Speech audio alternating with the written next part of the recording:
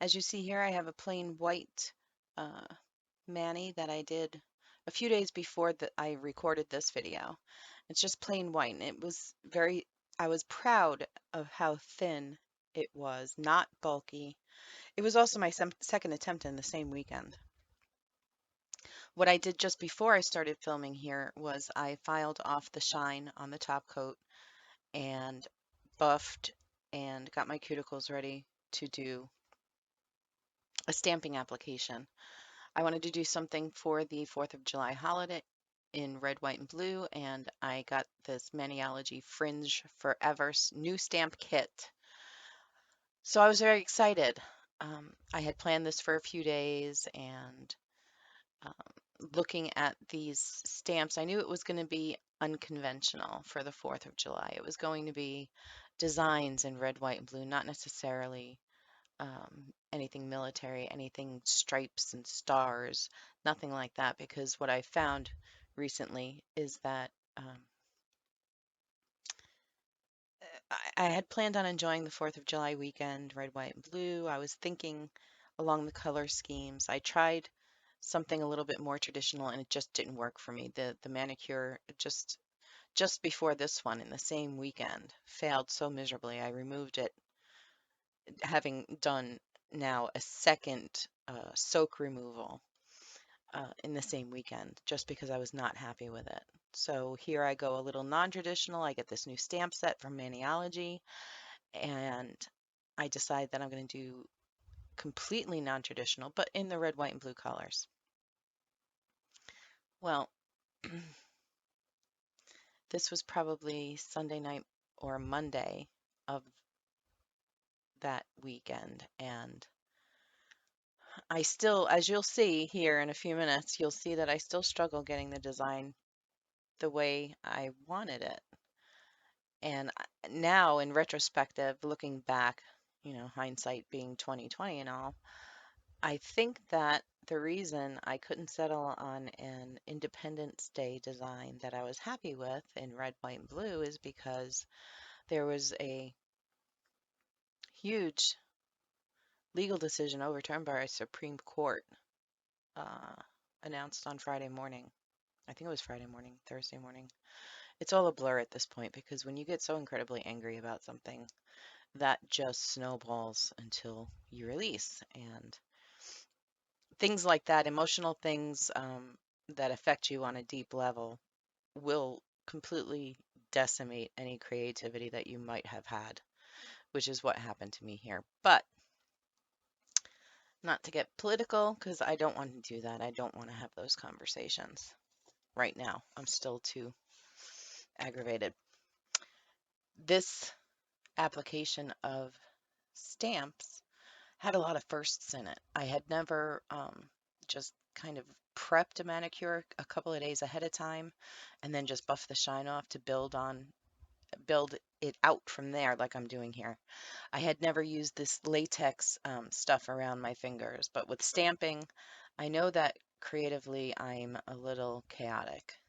I will, I don't care about splattering paint. I went to art school. Getting dirty from paint or covered with paint is just part of the process for me. So I knew that if I didn't at least try this stuff using a brand new stamp set, um, that I would wind up spending more time on cleanup than on the actual painting and application. So I figured I'd give this stuff a shot for the first time. And this, what I'm doing here is um, a little bit of alcohol on your brush will remove any of the latex. It dissolves it immediately. You just get it off out of the way. It didn't give me any problems at all. This is another example of the chaos that my creativity became because of current events. I mean, I started out trying to do red and blue tie-dye drag of the color in a design. That didn't work, so I wound up just trying to make, I was going for like a crosshatch kind of thing, and it turned into that dark, dark chaos. So that's why I think now that it's just a reflection of my emotions at this point. So I'm going to give myself a little forgiveness for that and move on. So I finished putting the latex on. It's kind of gross. It's kind of goopy. I had never used it before, but it's kind of what I expected. Um, And then also for another first in this video, I use gel base and a gel top coat after the stamping. Now, the important thing here is that when I did that thumb, the chaotic dark mess that it is, I forgot to put the gel base on the nail first. Those gel paints are directly on my filed dip powder nail. No bond, no gel base, nothing. And you'll see why that's important in a minute. But for these four, I remembered and I added the gel base to the nails here. And this is me being impatient. I turn my hand over to let the gel, gravity do its thing to take the gel down to self level before I cure it. And of course, I was slapping my hand to make that happen faster because 2 seconds makes all the difference in the world. So here I finally get to my new Maniology stamp. I look yet again at the chaotic finger that's now bothering me. It's irritating me that it's there. It shouldn't be there. It's awful. I line up my fingers. I'm looking at the designs here and I'm trying to decide, which one goes where? How am I going to do it? So I'm going to speed this up a bit in a second and, um, or it already has sped up. I can't remember now. I just want to get this done so I can stop looking at it, honestly. I'm going to let it go for a little while, let you watch the process of me trying to make up my mind on how I want each design to look. Um, when you see me wiping a stamp off of a finger, I stamp it, I don't like it, I wipe it off with just alcohol on a little lint-free pad there. And that does the trick every time. It's also what I use to clean the stamp pad or the stamp um, thing each time.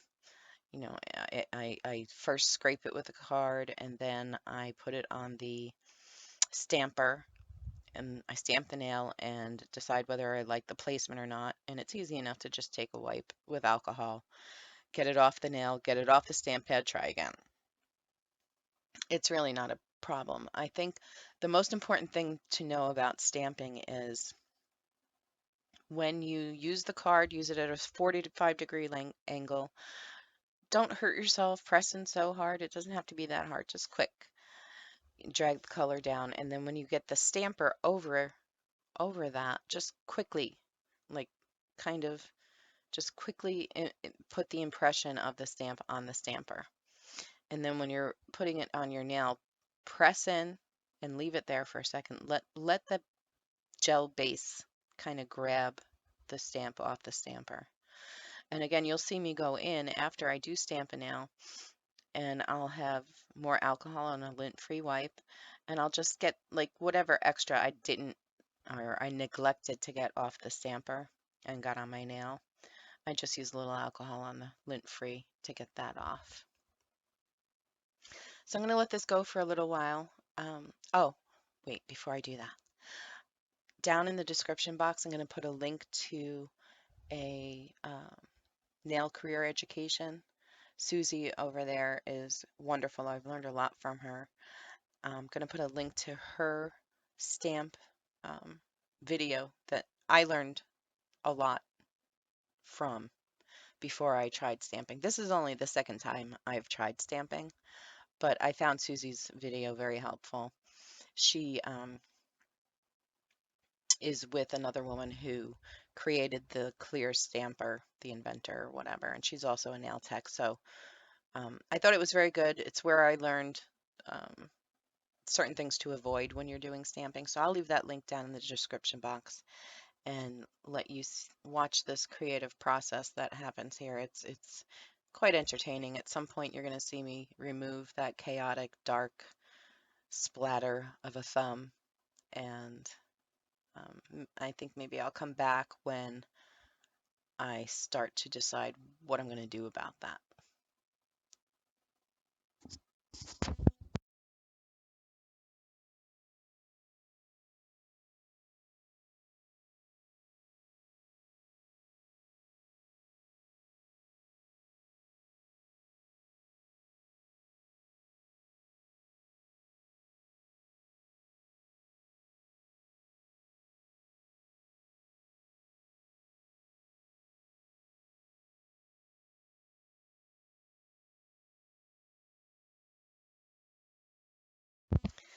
This is interesting only because watching Susie's video that I talked about earlier, um, the stampers that they used in that video as the example did something called layered stamping, and those stamp plates were created for that. They have um, different versions of each image that you use as layers to get the colors inside the outlines and all of that stuff. It's very cool. Go check it out. So that gave me almost permission. When you're learning something, it's like you don't know how to use the tools. I don't think I would have thought of using the same stamp in different colors to get the effect that I got on this now. And it's not perfect. It's actually not even lined up correctly.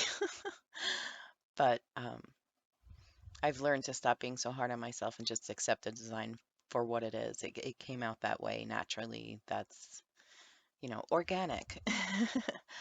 Um, and you have to learn to do that. Otherwise, you'll do the same one over and over again 27 times. And I don't have time for that. So I'll go with something that doesn't repulse me, and I'd be happy with that.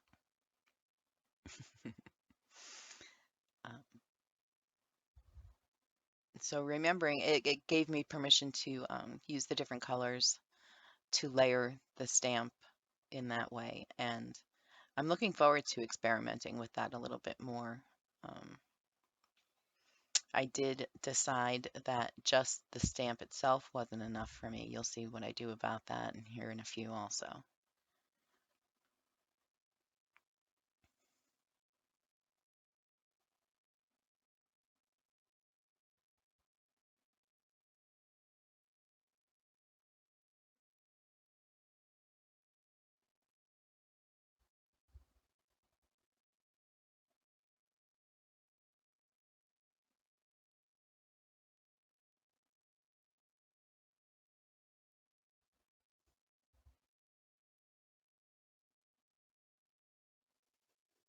And you'll notice that I clean the stamp plates again, just with alcohol on the lint-free pad. The gel paints that I'm using are specifically for stamping. I don't know how necessary that is. I know that I've heard um, video. I watch a lot of videos. Um, Susie from Nail Career Education and Marla Chris is one of my favorites. I've learned through watching them do stamping that the reason there is a special version of gel paints specifically for stamping is because it's a little bit thicker than gel polish, which makes it easier to stamp with. It sticks better to like a sticky base.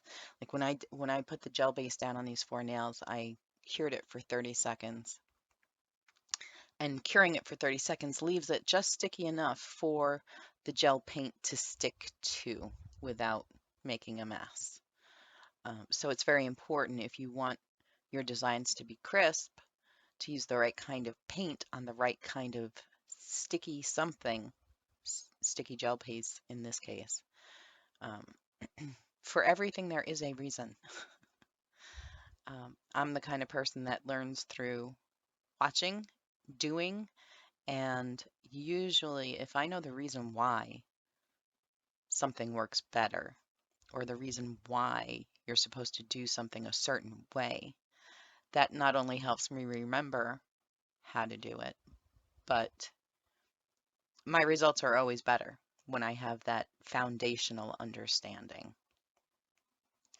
So you see here that, yes, it annoyed me to the point where I had to peel off the gel on the thumb. And the reason I was able to do this with the gel paint is even though I had cured it at this point probably a couple of times because I cured the designs on the other nails. So even though the gel polish on the thumb had been cured, there was no base that it was sticking to.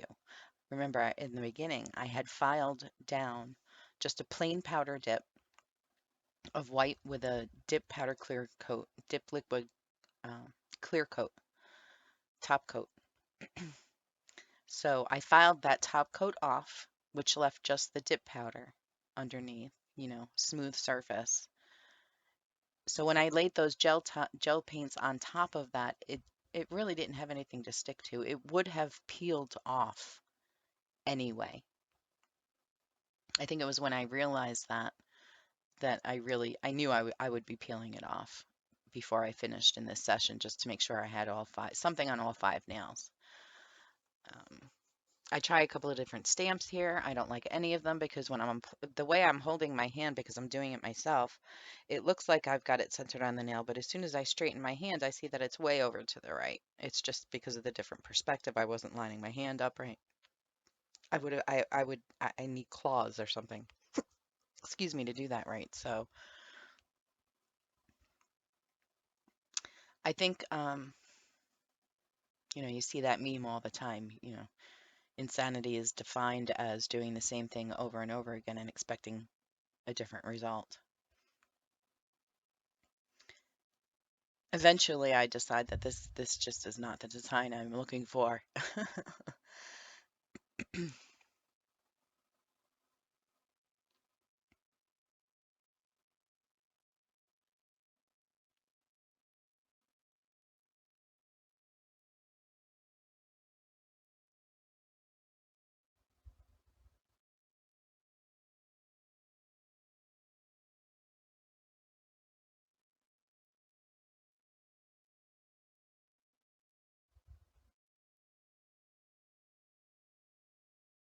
As soon as I saw this on my nail, I was like, "Ooh, that looks kind of Gucci. A little bougie design for my thumb." Now, this was this fringe stamp plate that I got from Maniology is a total like boho vibe. So when I started with the blue and I started to add the red, all of a sudden I got this like Pennsylvania Dutch Amish kind of vibe, or that like classical country design vibe, which again is totally not my thing. The fringe and the boho is definitely my thing, but these are not colors that I would normally put together for this look. And I truly think that the whole, you know, Independence Day thing really is not kicking it this year.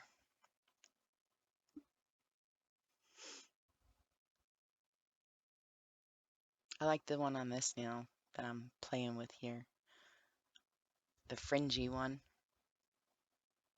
That looks like some of my crochet that I do. That's why I like that one.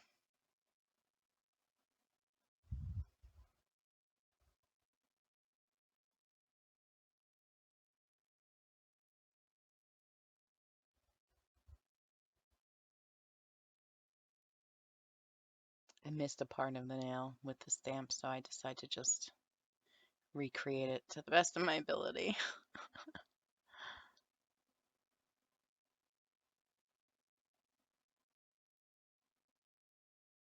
Good enough. This is sped up, don't forget. I did this at 2 times the speed just because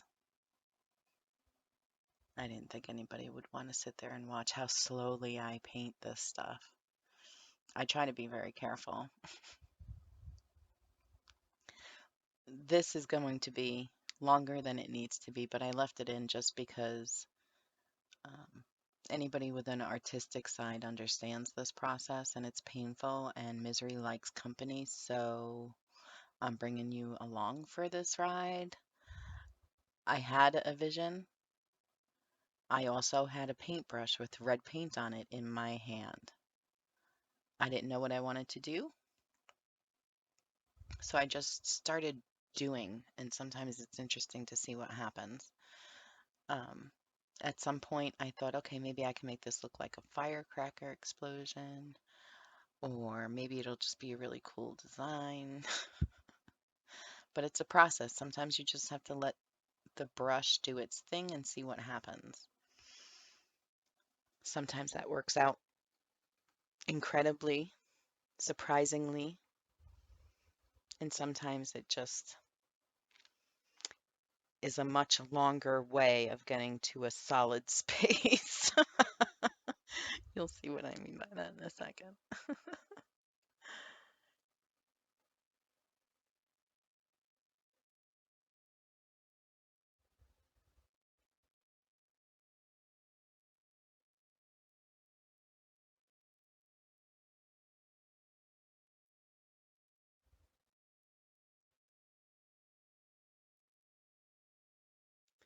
There's also a lot of design work that I'd like to explore that would pretty much include a lot of hand painting, and it had been so long since I've done anything like this that I wanted to see how these gel paints felt on the brush, felt, transferring from the brush to the nail. As soon as I get a full understanding of how this particular gel paint acts on not only the brushes that I have, but like right now I'm working on top of a gel base. I'm learning what it feels like to apply this kind of paint to that kind of base. Um, and it was very interesting to me to see how it dried before, it doesn't dry completely, but as it sits on the nail with the gel base underneath, before you cure it, it was very interesting to me that I could still see the brush strokes in this red color that is now completely solid. I could see the brush strokes and I said, oh, I'm not going to like that. But again, I reserved judgment because I knew I would be putting a top coat over it. And I wanted to wait to see what that looked like. I was hoping that, between letting gravity self-level the gel top coat and then the cure, I was hoping that we wouldn't see the brush strokes. I really could have done a lot more with the red on that pointer finger or the index finger. And, I think this is 4 days into this particular manicure. I still have it on that hand. And it annoys me that I could have done so much more with that part of the design. But I think at the point where you saw me look at the index finger before I started the thumb here, I think I had just so had it with the red, white, and blue at that point. I didn't care, and I knew I would be removing this before my vacation. The next manicure I'm going to do is probably going to be this weekend, and it's going to be something that I'm hoping will last me 2 weeks because I'm going away, and I'm going to have to put together a little travel kit because uh, uh, uh, uh, I don't know what I'm going to do if I break a nail while I'm away.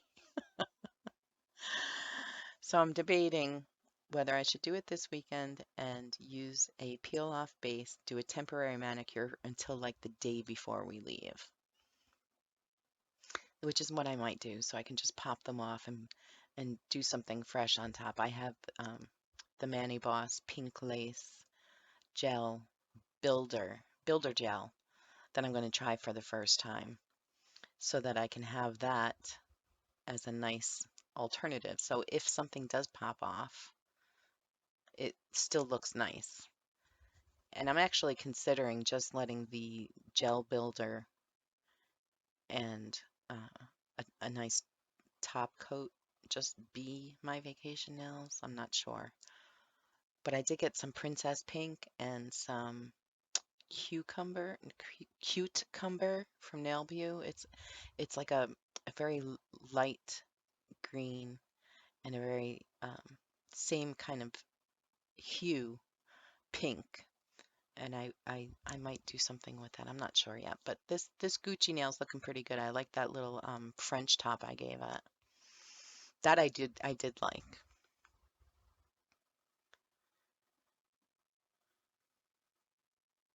Yeah, peeling these off was really easy. There was no problem with that at all. I'm actually glad I used that on a couple of these nails. It did save me a mess cleaning up.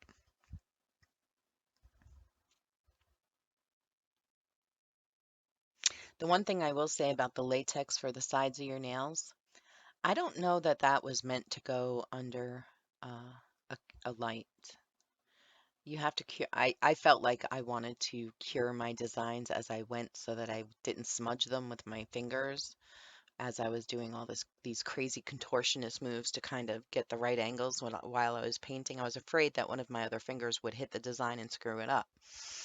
So I did flash cure a couple of times, 10 seconds at least, just to make sure that my designs didn't get messed up. And I had the latex on my fingers the whole time. And the 10-second flash cures weren't bad, but I did cure something, I think probably the thumb for 30 seconds. And I think it was the latex that started to smell. And so I tried not to cure anymore with that on. I don't know. I'll have to ask somebody in a group or something. I'm going to leave a link to Mother Chris in my description also because I've learned so much from her, and she's got a Facebook group that I really enjoy being in. That you can throw questions out there like that in that group, and friendly, helpful people will discuss or tell you what their experience has been. So I'll share that below also.